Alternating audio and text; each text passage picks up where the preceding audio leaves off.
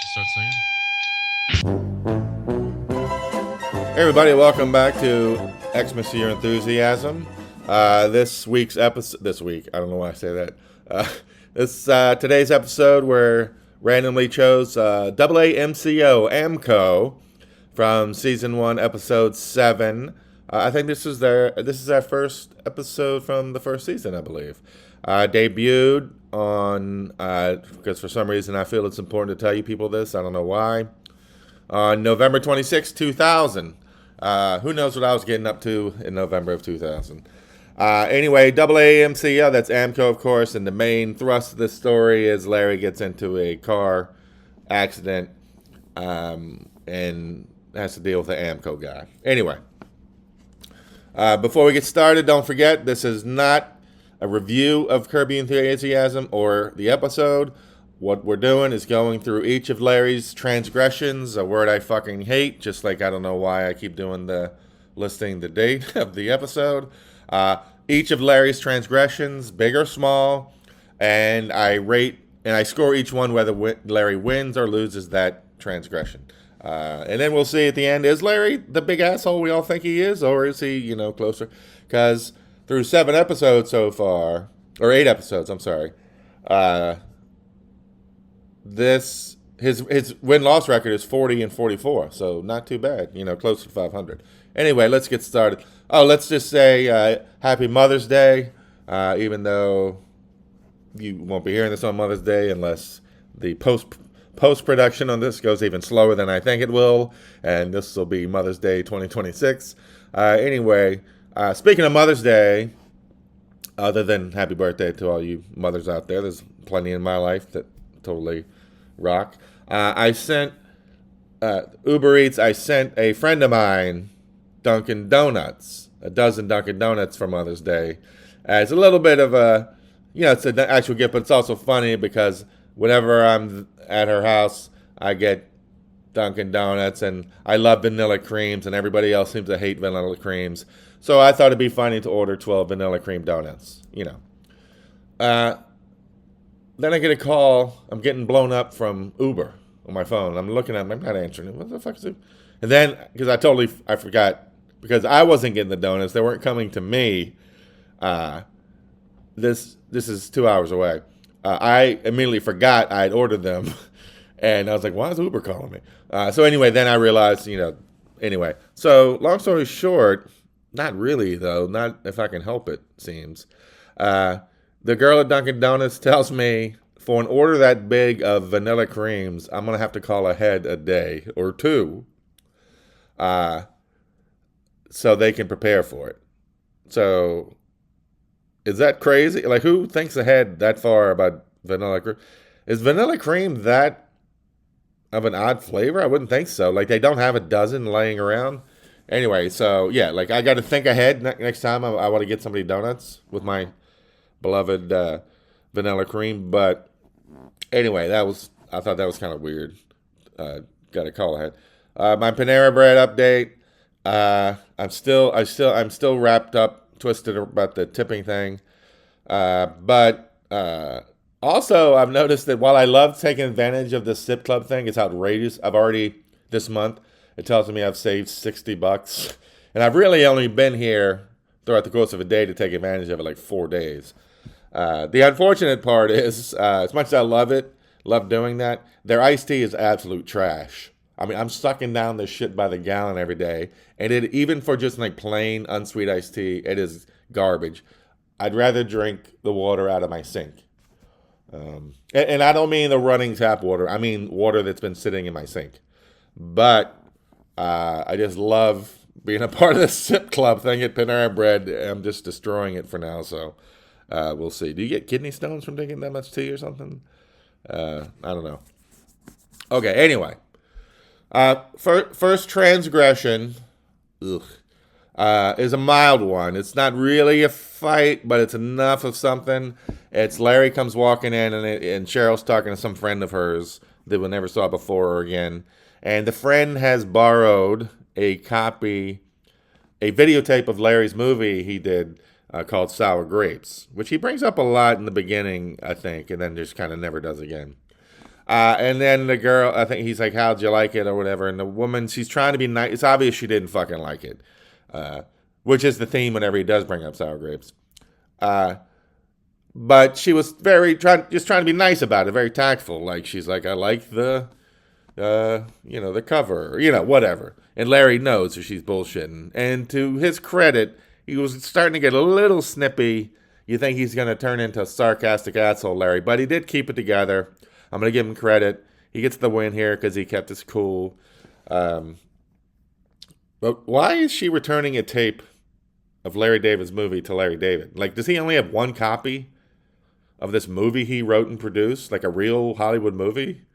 He has one copy. You better not lose it. Like, why is she returning this video? You think he'd be like, great, keep it, Especially if he knows that they're probably not going to like it anyway. So it's not like it's a triumphant return, like Mario Puzo, or Coppola, rather, when he lends somebody The Godfather for the first time. He's just sitting in his office waiting for them to come back so he can just sit there and bask in it anyway.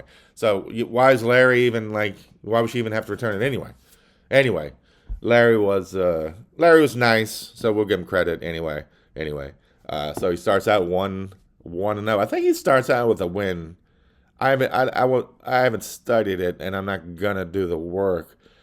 But if I had to guess, I feel like Larry starts out 1-0 in a lot of these. Anyway, second transgression. Ugh. Larry versus Cheryl. Larry's like, why? Cheryl's throwing a dinner party, and Larry's all upset. He's like, why are we having a dinner party? Why would you invite people over here? Yada, yada. Again, Larry, lighten the fuck up. Please. God forbid anybody want to interact with other humans. I'm with you, but it's somebody else. If I was living with somebody else and they wanted to have a dinner party, I'd probably enjoy it. But me deciding to do anything is just a fucking nightmare scenario. And then he says something like, people of Brooklyn don't do this. That's my Bernie Sanders imitation. People of Brooklyn don't do this? What? Some of my favorite memories of all time were when I was in Brooklyn at 100 Metro throwing dinner parties. So I don't know what Larry wants us to think people in Brooklyn do. Not everybody's like Larry. What's to sit under his couch or something, counting the shrimp boats. And then the other weird thing is, Larry's already lost his argument. It's like, just lighten the fuck up. But then his whole thing. Then he has his bet with Cheryl. If he doesn't have a good time, he gets to pick his fantasy or whatever, and he comes up with blowjob in the car. Like that's your big thing. You can do anything with your wife, and you're like blowjob in the car. Like you're a teenager getting away. It's like, all right, well, we'll see.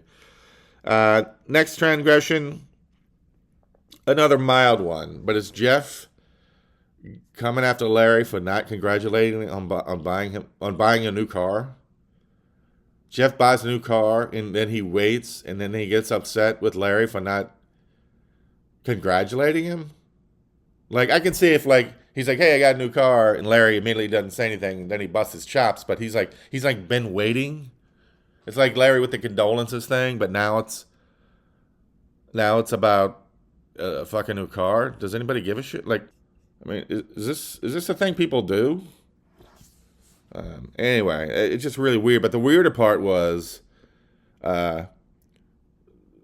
Jeff does this weird build up, like, "Hey, I'm really mad at you for something," and Larry's like, "What?" And then Jeff does this weird dramatic pause where he walks to the couch. Like, who the fuck does that? So fuck Jeff for being so dramatic with this whole thing anyway. And then he's like, "Oh, now you got to drive the car." Like, who does that? Like, insist that somebody drives the fucking car. We don't do, hey, here's my new dildo, try it out. Here's an airplane I built out of pine cones and farts. Why don't you take it up? Who does that? Like, insists on somebody driving a car? Maybe they don't want to drive your fucking car. Anyway, Larry wins that one. Jeff was just, I should give a double on Jeff for that one, but I'm trying to be nice. All right, next up we have the actual Aamco, the car incident where there's an Aamco car commercial with a horn that comes on the radio, and Larry thinks it's the driver behind him, and he turns around and gives the guy shit. So the shit guy retaliates by smashing into his car, Jeff's new car, and then driving away. Because now Larry's driving the car around since Jeff insisted, so now he's got to pretend he gives a fuck. I mean, look, Larry's wrong for turning around. He got it wrong. It wasn't the guy honking. It was the radio. But who just then smashes your car into another car and drives off? Like, all right. So Larry wins that one because it's tough to be a bigger asshole than that. So now Larry's up 3-1 in this episode. Not too shabby. I also love how right after they start driving, and of course there's a noise going on in the engine or something, and Larry's like, "What's that noise?" It's like, I don't know, the fucking car accident you were just in. It's like Chuck Berry when he'd do his weird thing with the chicks, and they'd be like wanting to cuddle. He'd be like, "Oh, but you got piss all over you, baby." It's like, we know what just happened. Okay. Anyway. Next up, Larry's at the dinner party, and this guy comes up to him, and the guy who we're going to see later, he just right out of the bat confronts Larry about the Seinfeld money. And they kind of asking him how much you make a ton of money, right? Or whatever. Kind of being gross about it. You're not going to win that. You're not going to win walking up to somebody and asking how much money they make or whatever, or if they get a lot of money. Even though, ironically, walking up to somebody and just flat out asking how much money they make is a very Larry David thing to do. But no, you can't do it. So Larry wins another one. Jeez, 4-1, Larry. And also, I think, if I remember, the guy said, referred to it as the Seinfeld show, which I think I pointed out before. Whenever Larry David or Jerry Seinfeld refer to Seinfeld, the show, they always say the Seinfeld show. They never just say Seinfeld. And I've never heard anyone else do it, but now this guy said it. That's weird. Anyway, Larry's up 4-1, looking pretty good. Now we're at the dinner party, and now this same guy, I don't know what his name is.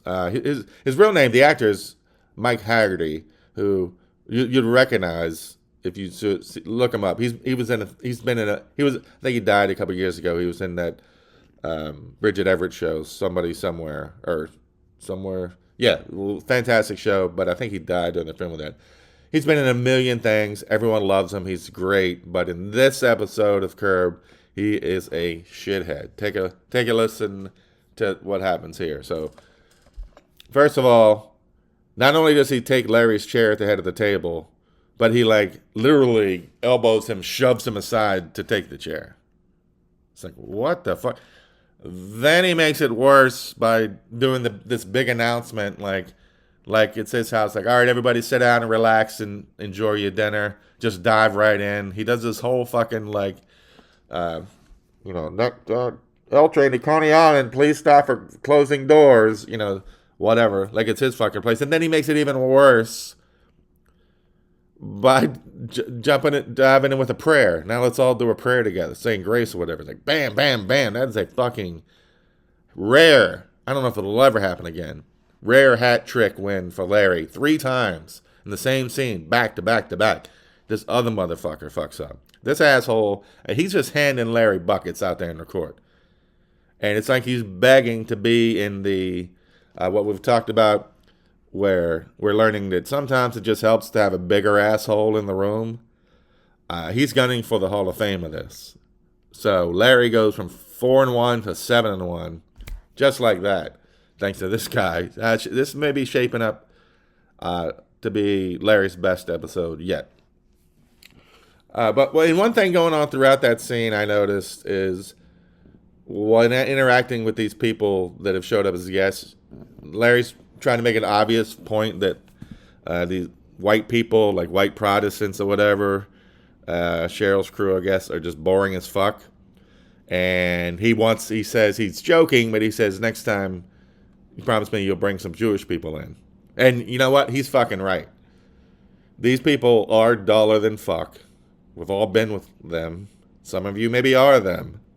I aspire to be them because nobody's fucking inviting me to fucking dinner parties to hang around and be cosmopolitan.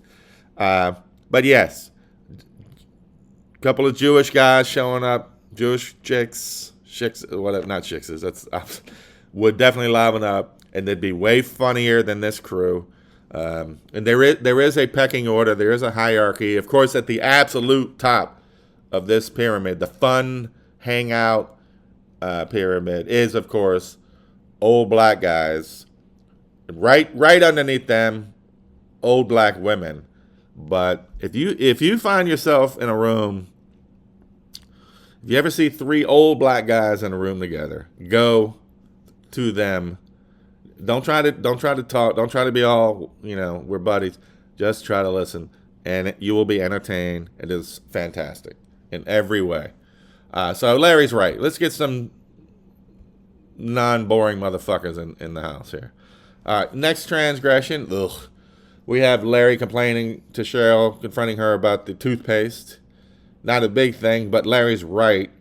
And also he's like, Cheryl's buying some Indian toothpaste. I could do a, Indian joke or dot on the head joke. I'm totally baffled. What is Indian toothpaste? Anyway, Larry wins that one. Knock it off, Cheryl. Get some fucking crust or whatever. I know you're trying to save the world or whatever, or you did for like 10 minutes before you did your acting, whatever, in the series. Who's buying Indian toothpaste? That just sounds fucking disgusting. Knock it off. Larry wins that one. Now we have the caterer took the leftovers from the dinner party the previous night. And so Cheryl sends Larry over to confront her about it. And look, nobody's saying it's okay to take the leftover food without checking. I'm sure they wouldn't have given a shit. So on one hand, the caterer is wrong, obviously.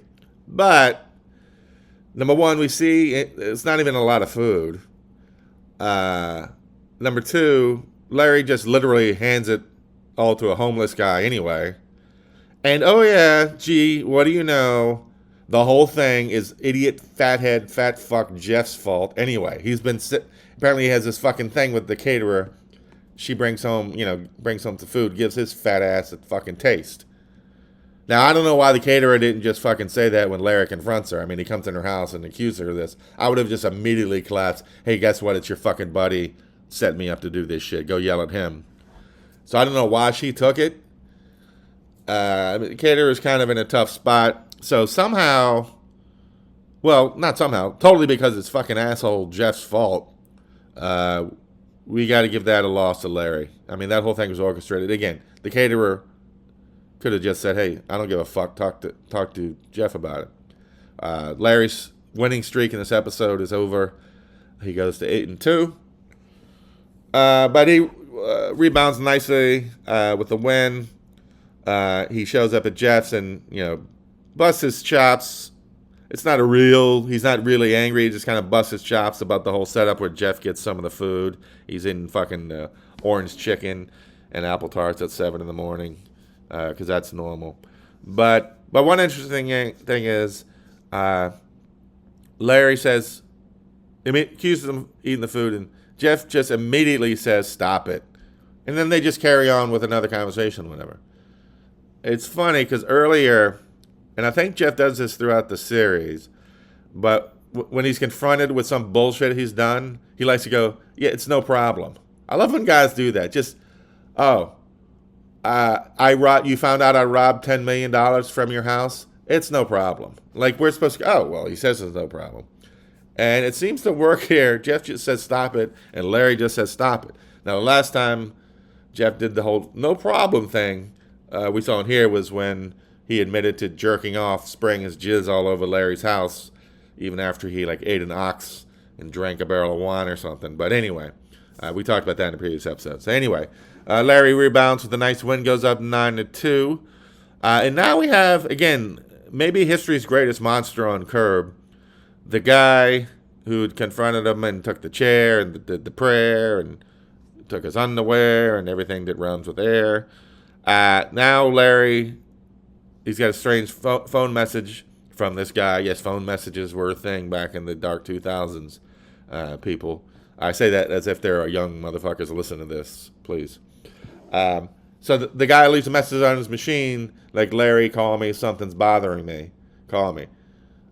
Who would leave what kind of psychopath would leave a message like that? The guy's like, we'll talk later in the day. It's not even like call me immediately. he somehow leaves it so Larry's got to wait and worry about it for like 8 hours. Who the fuck? It's a fucking monster. It's like the original. It's like the three bubbles in a text. Why would you do that? It's something about just say it on the message so Larry doesn't fucking worry about it. Anyway. So Larry wins at 110-2. You can't be leaving fucking weird ass messages on the phone machine. Now Larry, he goes to meet the guy, 10 hours later, because, I've always been thinking about it, why is this guy upset at me? And turns out the guy wants to apologize for taking the chair. But before he gets able to, Larry cuts him off because he thinks the guy is pissed off because he thinks that Larry thinks that he doesn't want anybody in his guest house at Martha's Vineyard. Anyway, doesn't matter. The guy was ready to apologize. Larry snatches defeat from the jaws of victory by just jumping in. Oh, I don't care if you can come stay at my guest house. And then the guy gets offended, like, who the fuck are you? I have friends. Just because I'm a lowly mechanic, you think I can't stay at Martha's Vineyard or whatever. But then again, the guy could have left a clear fucking message on the machine instead of being an asshole. They both suck. But come on, Larry. You totally blew it. You had an easy win sitting there in the tee, and you blew it. Second loss in a row. No, I'm sorry. Your final transgression of the episode, you lose 10-3. Also, I think the guy said, I got to go. It's my busy season. Do mechanics have busy seasons? Like, do people wreck their cars at different times of the year? I mean, I'm kind of trying to be a asshole about it, but is that a real question? Am I asking a real question? Oh, and then the whole show ends, not that it matters, but it ends where they're driving, Larry's driving, and he reminds Cheryl that she owes him a blowjob in the car, so she unstraps her seatbelt. I mean, come on, Cheryl, safety first. I don't know why some guy's been married to this woman for 10 years is like, oh, my fantasy is to get a blowjob in a moving car. But, all right. Anyway, so Larry finishes 10-3 for this episode, which takes him to, for the season and for the whole series, anyway, 50-47. 3 games above 3 games. 3 above 500 there. Not bad. This has been Aamco, AAMCO. Xmas Your Enthusiasm. Thanks a lot for listening, everybody. We'll see you next time. For he